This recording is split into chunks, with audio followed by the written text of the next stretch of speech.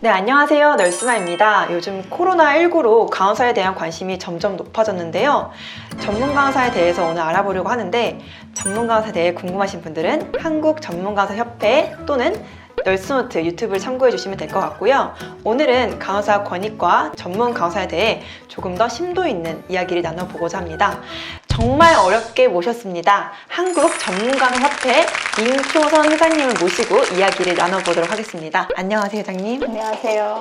최근 전문간호사 관련돼서 기사들이 나오고 있잖아요. 굉장히 궁금한 점이 많아가지고 나누고 싶은 이야기도 많은 것 같습니다. 그 전에 회장님 소개와 전문간호사협회 소개에 대해 간략하게 해주실 수 있을까요? 네, 안녕하세요. 저는 한국전문간호사협회 회장 임초선이라고 합니다.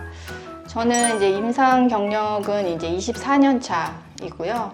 현재는 분당 서울대학교 병원에서 전담간호 파트장으로 일을 하고 있습니다.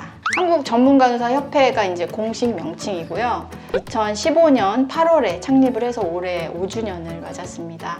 한국전문간호사협회는 전문 간호사들의 어떤 발전과 실무 향상을 위해서 여러 가지 교육이나 학술 진흥 그리고 정책 개발을 위해서 활동들을 하고 있고, 건강 증진과 보건복지 향상에 기여하는 것이 이제 전국의 목표라고 할 수 있겠습니다. 네, 정말 멋진 일을 하시고 계신 것 같은데요.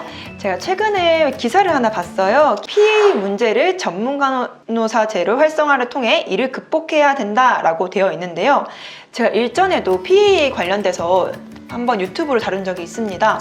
PA는 점차 늘고 있잖아요. 근데 법적 보호망은 또 그만큼 따라주지 못하는 게 현실인 것 같습니다. 회장님께서는 이 사안에 대해서 어떻게 생각하시는지 좀 차근차근 저희가 함께 이야기 나눠보면 너무 좋을 것 같아요. 네, 어떻게 바라보시는지 알 수 있을까요?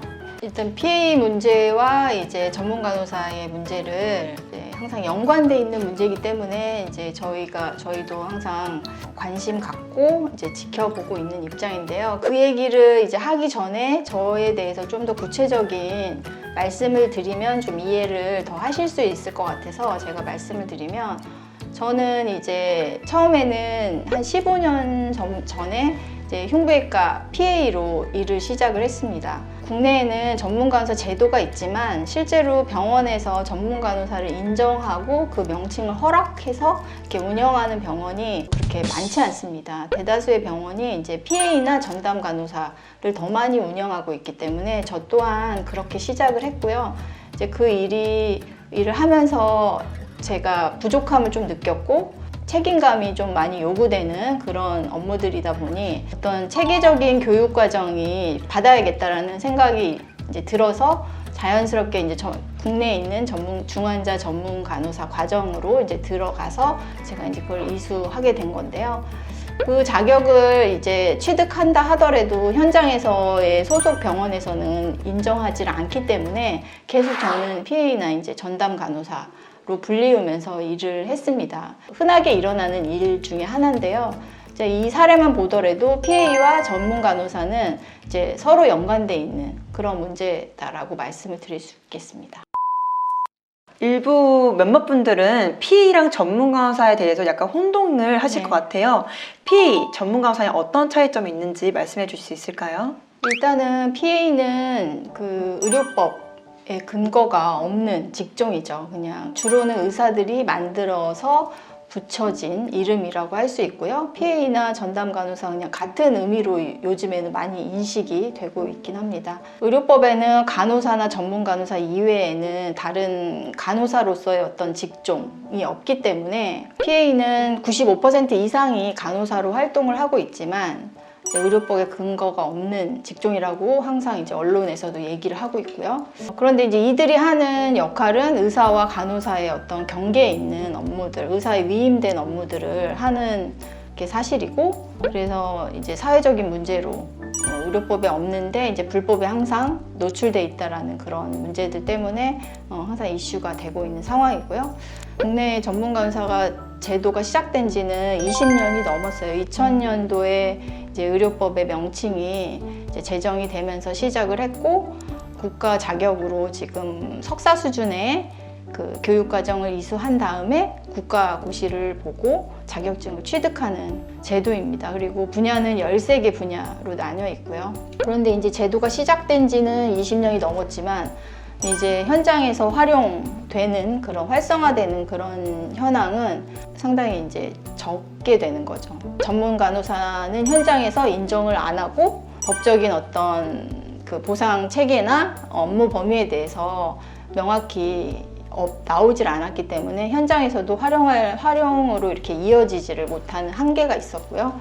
그런 반면에 PA나 이제 전담 간호사는 이제 의사들에 의해서 무분별하게 자체 양산되고 그 수가 계속 늘고 있는 그런 상황입니다. 그래서 의사분들도 PA와 전문 간호사를 명확하게 구분하시는 분들은 저도 잘 못 봤어요. 네, 그래서 그런 인식에 혼선이 있고 용어에 혼선이 있는데 이렇게 구분해서 원래는 좀 다른 건데 이들 두 직종의 업무 자체는 유사한 면이 있고 또 같이 풀어가야 될 숙제가 이제 같은 문제다라고 좀 이해를 하시면 좋을 것 같습니다. 어떻게 보면 안타까운 이야기로 들리는데요.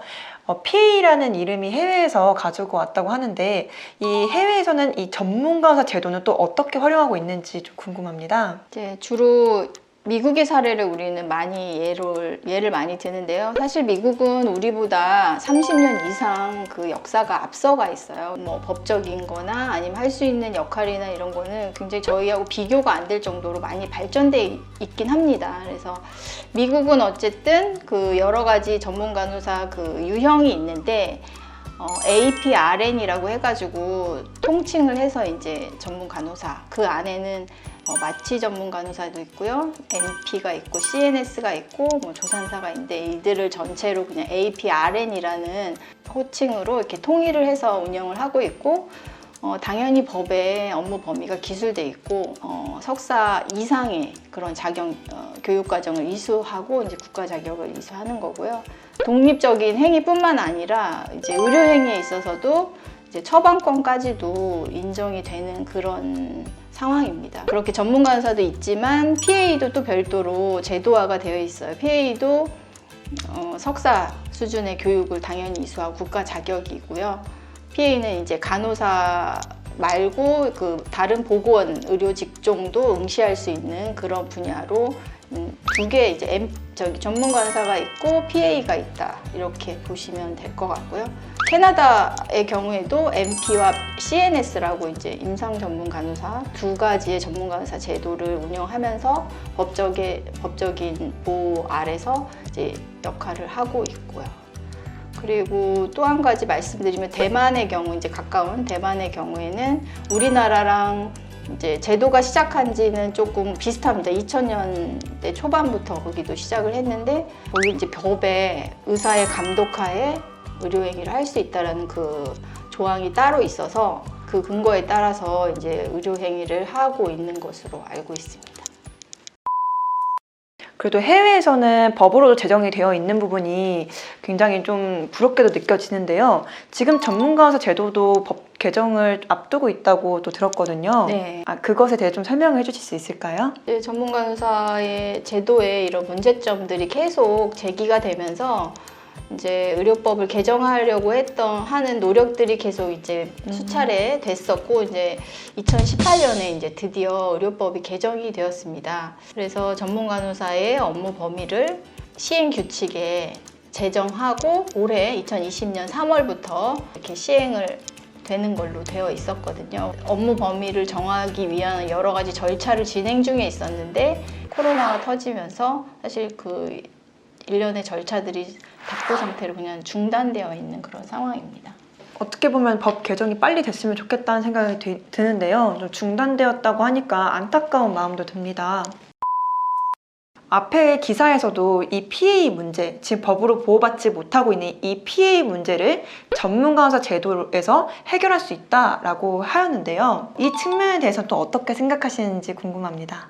앞서 말씀드렸듯이 PA와 전문 간호사의 그런 현재 상황은 연결돼 있기 때문에 함께 풀어나가야 될 숙제라고 생각을 하고 있고요. 그래서 그 큰 틀에서 저희는 그 방향이 매우 합리적인 방향이라고 생각을 합니다. 그런데 이제 전문 간호사 제도가 그동안 20년 넘게 크게 활성화하지 못하고 그런 채로 이제 있었기 때문에 그 사이에 이제 현장이 많이 좀 꼬였다고 볼 수가 있죠. 그래서 그 꼬여버린 실타래를 좀 푸는 그런 어떤 과정이 필요한데, 그렇기 때문에 PA 문제를 전문간호사 제도로 한꺼번에 해결하기는 어려운 상황이라고 생각을 합니다. 여러 가지 과정들을 거치고 단계를 거쳐야 이 문제는 해결할 수 있지 않을까 그런 생각이 들고요. 그리고 전문간호사의 업무 범위 제정을 앞두고 있지만 의료법 체계 내에서는 간호사의 업무를 넘어서는 그런